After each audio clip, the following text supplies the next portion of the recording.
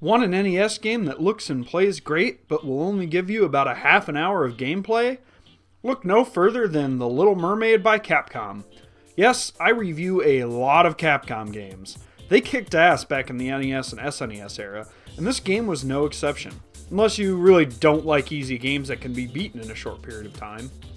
I actually played this quite a bit as a kid. My neighbors had it, and hey, Disney game.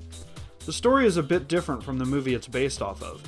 After making a deal with the sea witch Ursula, Ariel gets Eric to fall in love with her.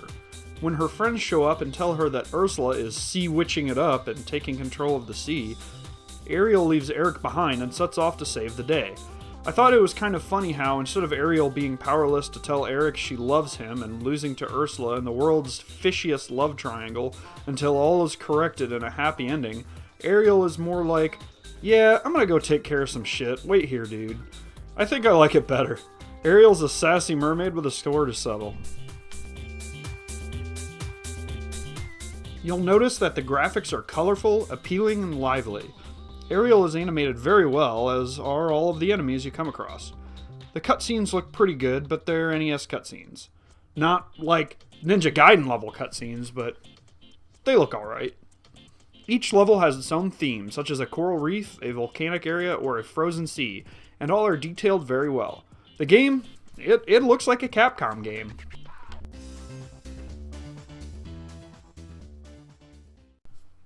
The music is pretty good too. There's the obligatory Disney title song, but after that, they all seem to be original compositions. They're pretty catchy and appealing to listen to, but nothing to really write home about. I'd love to hear some remixes or covers, though. I'm a bit confused as to why Ursula's castle sounds so cheerful.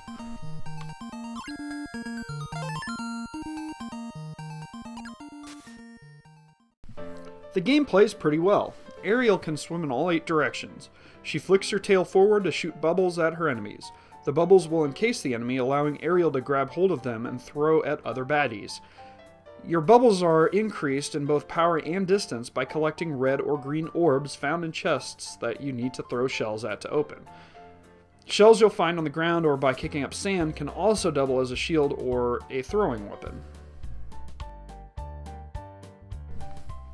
You can also collect forks and pipes, which were called some nonsense words in the movie that I can't quite remember. Dingle hoppers and snarfblats. You can collect the aforementioned human items for a couple of extra points, as well as health restoration hearts by throwing bubbled enemies into certain parts of the background. I honestly didn't know that I could do this until the last level of my playthrough. It goes to show you how easy the game is. I didn't recover health at all until once in the final level. Bosses are all pretty easy, with the one I had the toughest time being the second level boss. You fight Flotsam and Jetsam, Ursula's eels, and until you realize you can throw bubbled enemies in all 8 directions, you may have some trouble. Ursula is an end boss, and she's pretty underwhelming, unfortunately. I would have loved to see Ariel flop aboard Eric's ship and spear the sea witch with a mast like Eric did in the movie. That's my review of The Little Mermaid. It's a little game fit for a Little Mermaid.